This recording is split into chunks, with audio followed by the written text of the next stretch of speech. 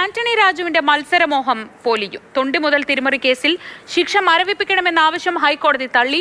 നടന്നത് നീചമായ പ്രവൃത്തിയാണ്. കോടതി അനുമതിയില്ലാതെ തൊണ്ടി മുതൽ കൈവശം വെച്ചുവെന്നും ഹൈക്കോടതി ചൂണ്ടിക്കാട്ടി. വരാനിരിക്കുന്ന നിയമസഭാ തെരഞ്ഞെടുപ്പിൽ തിരുവനന്തപുരം സെൻട്രൽ മണ്ഡലത്തിൽ വീണ്ടും മത്സരിക്കാനുള്ള അവസാന ശ്രമമാണ് ആന്റണി രാജു നടത്തിയത്. അത് ഹൈക്കോടതിയിൽ പരാജയപ്പെട്ടിരിക്കുന്നു. തൊണ്ടി മുതൽ തിരിമറി കേസിൽ ആന്റണി രാജുവിന്റെ ശിക്ഷ മരവിപ്പിക്കാൻ ഹൈക്കോടതി തയ്യാറായില്ല.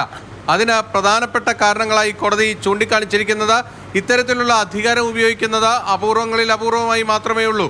അതിന് കൃത്യമായി കോടതിക്ക് ബോധ്യം വരേണ്ടതുണ്ട്. ഇവിടെ ആന്റണി രാജുവിന്റെ കാര്യത്തിൽ ആ ശിക്ഷ മരവിപ്പിക്കുന്നതിന് മതിയായ കാരണങ്ങൾ കോടതിക്ക് ബോധ്യപ്പെട്ടിട്ടില്ല എന്നാണ് ജസ്റ്റിസ് സി ജയചന്ദ്രൻ ആ വിശദമായ ഉത്തരവിൽ വ്യക്തമാക്കിയിരിക്കുന്നത്.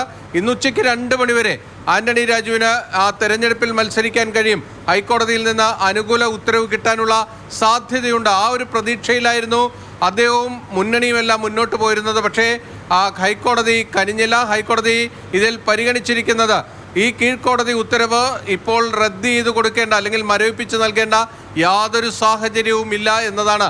അതിന് സുപ്രീം കോടതിയുടെ അടക്കമുള്ള വിവിധ കേസുകളിലെ വിധിന്യായങ്ങൾ വിശദമായി പരിശോധിച്ച ശേഷമാണ് തൊണ്ടി മുതൽ തിരിമറി കേസിൽ ശിക്ഷ മരവിപ്പിക്കേണ്ടതില്ല എന്ന് ഹൈക്കോടതി തീരുമാനിച്ചിരിക്കുന്നത്. 3 പതിറ്റാണ്ട് മുൻപുള്ള ഒരു കേസിലാണ് ഇപ്പോൾ മുൻ മന്ത്രി കൂടിയായ ആന്റണി രാജുവിന് തൻ്റെ തെരഞ്ഞെടുപ്പ് രാഷ്ട്രീയം തന്നെ മതിയാക്കേണ്ട ഒരു അവസ്ഥയിലേക്ക് എത്തി നിൽക്കുന്നത്. 6 വർഷത്തേക്ക് അദ്ദേഹത്തിന് തെരഞ്ഞെടുപ്പിൽ മത്സരിക്കാൻ കഴിയാത്ത രീതിയിലുള്ള അയോഗ്യതയാണ് ഇപ്പോൾ നിലനിൽക്കുന്നത്.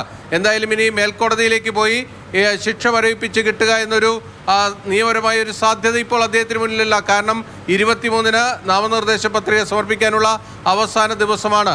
അതുകൊണ്ട് തന്നെ ആന്റണി രാജുവിന് പകരക്കാരനെ കണ്ടെത്തുക എന്നതായിരിക്കും LDF-ന് ഇനി ചെയ്യാൻ കഴിയുക.